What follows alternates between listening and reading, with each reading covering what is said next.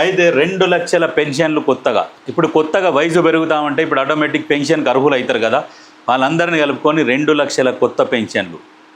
దాంతోపాటు కొత్తగా ఇందిరమ్మ కుటుంబ జీవిత బీమా, ఇందిరమ్మ ఇండ్లు, సెకండ్ ఫేజ్ ఇందిరమ్మ ఇండ్లు, రెండో విడత కూడా ఇందిరమ్మ ఇండ్లు మంజూరు చేస్తున్నారు. ఇప్పుడు ఎవరినైనా కదిలిచ్చి చూడండి, కేసీఆర్ ఇచ్చిన డబుల్ బెడ్రూమ్లు ఎట్లా ఉన్నాయి, రేవంత్ రెడ్డి ఇస్తున్న ఇందిరమ్మ ఇండ్లు ఎట్లా ఉన్నాయని అడిగితే రెండింటికి వ్యత్యాసము.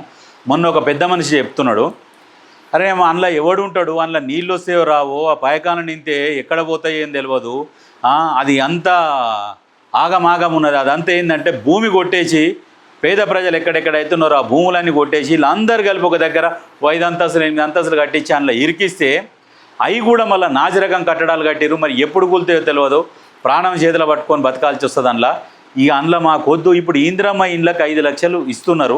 ఈ 5 లక్షలకు మేము నచ్చినట్టు కట్టుకుంటాం. ఇక మా దగ్గర కలిగితే ఇంకో 4 రూపాయలు యాడ్ చేసుకొని కలుపుకొని మేము మంచిగా కట్టుకుంటున్నాం, ప్రశాంతంగా ఉంటున్నాం. ఇందిరమ్మ ఇండ్లు చాలా అద్భుతంగా ఉన్నాయని చెప్పేసి మేము దగ్గరుండి కట్టించుకుంటున్నాం కాబట్టి, దాని నాణ్యత అన్ని మేము చెక్ చేసుకొని కట్టించుకుంటున్నాం కాబట్టి మా ఇంటి మీద మాకు నమ్మకం ఉన్నది, ప్రభుత్వం ఇస్తున్నది, మేము కట్టించుకుంటున్నాం, చాలా సంతోషంగా ఉన్నదని చెప్పేసి ప్రజలు చెప్తున్నారు. అంటే మనది కాదు, సరే ఎటననుడని ప్రజలు ఉంటే ఉన్నారు, పోతే పోయిర్రు అన్నట్టు కాదు. ఇప్పుడున్న ప్రభుత్వం ప్రజల సంక్షేమ దృష్ట్యా అన్ని పనులు 1 by 1 చేసుకుంటూ వస్తున్నది. ఏ ఒక్క విషయంలో కూడా తక్కువ చేసి చూస్తలేదు.